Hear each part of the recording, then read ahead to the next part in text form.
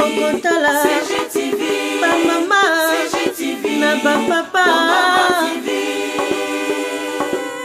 Michel Mayabo CGTV, CGTV, Africa CGTV, Europa Arlette Sita Lix Kadima. Ba émission ya kitoko culturel, politique, religieuse et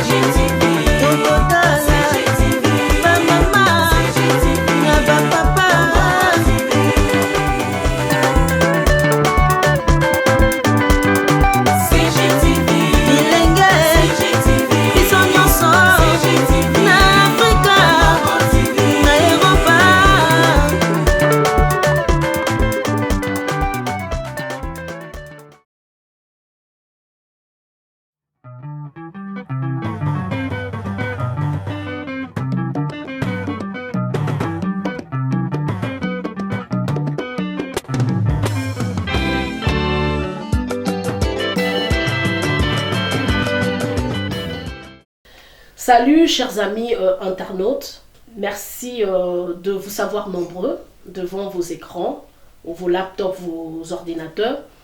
Donc nous sommes avec un nouveau concept avec Congo Gold Television. Ce concept, ça s'appelle Cogito.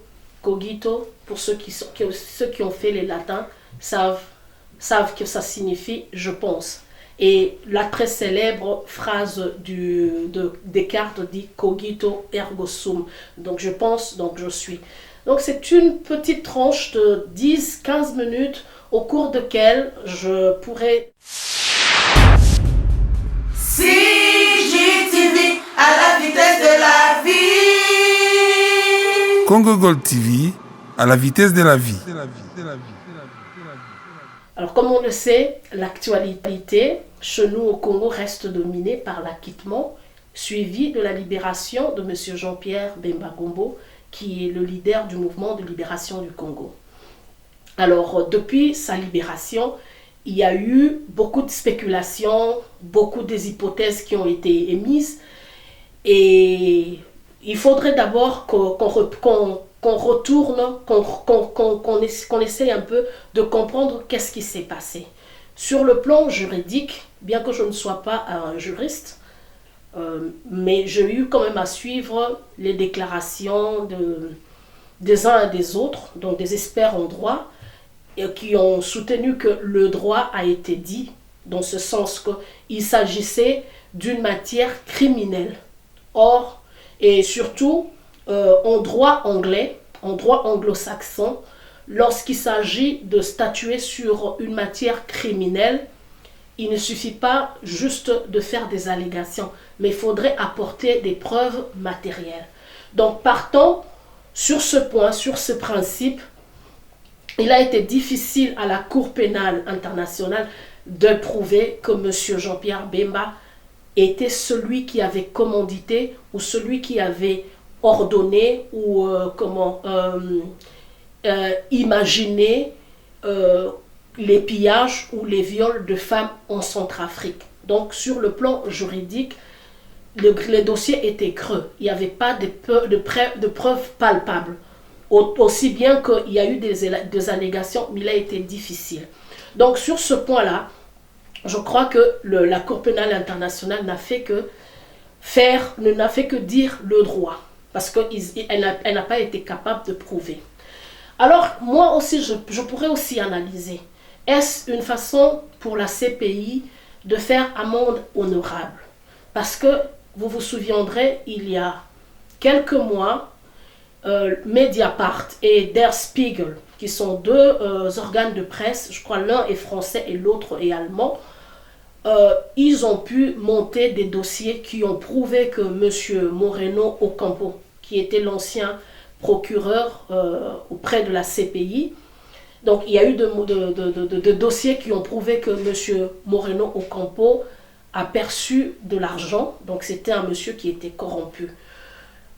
C'est pas seulement dans le cas de M. Jean-Pierre Bemba, c'était le cas en Libye, c'était le cas en Côte d'Ivoire où on a vu M. Moreno Ocampo entrer en contact avec M. Ouattara alors que aucune plainte n'a été émise contre M. Gbagbo. Est-ce une façon pour la CPI de pouvoir redorer son blason qui a été terni avec cette histoire? Parce qu'il faut le dire, beaucoup de langues, autant que beaucoup de personnes sont déçues, et c'est que nous pouvons comprendre, autant certaines personnes aussi pensent que l'arrestation de M. Bemba était d'origine politique, donc était motivée politiquement. Donc c'est ça aussi. C'est ce que je suis en train de poser la question, est-ce la CPI a voulu faire un sursaut pour se dire non, notre blason a été terni, il est grand temps que le droit soit dit. Et encore l'autre aspect, certaines personnes pensent que M. Bemba aurait été et serait libéré parce que la CPI aurait reçu des injonctions des politiciens.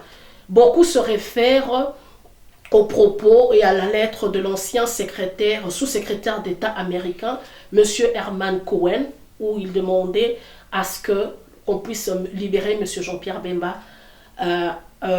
afin de permettre qu'il y ait la stabilité au Congo. Alors si c'est le cas, je suis en train de penser, qu'est-ce que nous pouvons retenir d'abord? Est-ce un signal que la communauté internationale, celle-là même que certaines personnes pensent a été derrière l'arrestation de Jean-Pierre Bemba, a vomi M. Kabila et qui se dit parce que nous sommes dans une situation où on ne sait pas qu'est-ce qui va arriver. Est-ce que M. Kabila va se présenter? Est-ce qu'il ne va pas se présenter? Il y a tant de spéculations. Lui-même, l'individu ne s'est pas prononcé, mais ses lieutenants, à entendre ce qu'ils disent, on se rend compte que M. Kabila voudrait se représenter. Alors, en 2006, en 2011, tout le monde, en fait, quand je dis tout le monde, ne va pas généraliser, mais il y a la communauté internationale, les observateurs ont reconnu qu'il y avait eu des irrégularités. Lorsque nous parlons français, irrégularité peut aussi rimer avec tricherie. Est-ce une façon pour la communauté internationale de dire à M. Kabila, vous vous entêtez, malgré toutes les remarques, malgré tous les signaux qu'on vous envoie, vous vous entêtez, nous allons vous lâcher quelqu'un qui pourra vous faire face, ou peut-être comme si on doit retenir le propos de M. Katumbi, on vous a déjà accordé 2 pénaltys, de faux pénaltys d'ailleurs, mais alors pour ce 3e pénalty, on voudrait te lâcher quelqu'un qui pourra peut-être te faire face, et de là, les résultats qui sortiront des urnes, ce seront ces vrais résultats qui seront proclamés et la personne, donc ce seront les vrais résultats parce que nous savons qu'il y a eu problème de tricherie. Ça aussi je suis en train de penser. Est-ce une façon pour dire à M. Kabila, oui, vous allez partir aux élections, oui, vous êtes en train de chercher à tricher, mais il n'y a pas de problème. Si les fois passées, nous t'avons aidé à tricher, cette fois-ci, nous ne serons pas là pour couvrir tes bêtises, que le meilleur gagne. Alors de notre côté aussi, je suis en train de penser à l'avenir politique de M. Jean-Pierre Bemba.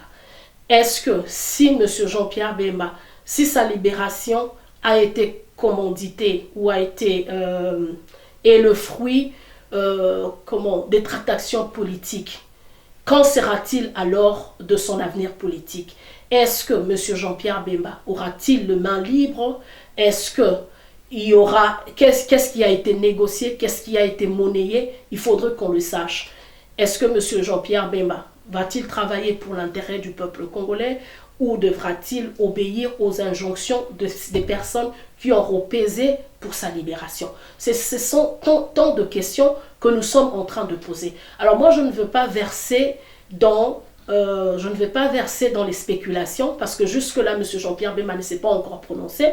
On ne sait pas s'il va reprendre la politique. On ne sait pas s'il sera candidat. Ce qui est de bon gré s'il s'est présenté candidat. Donc c'est ça.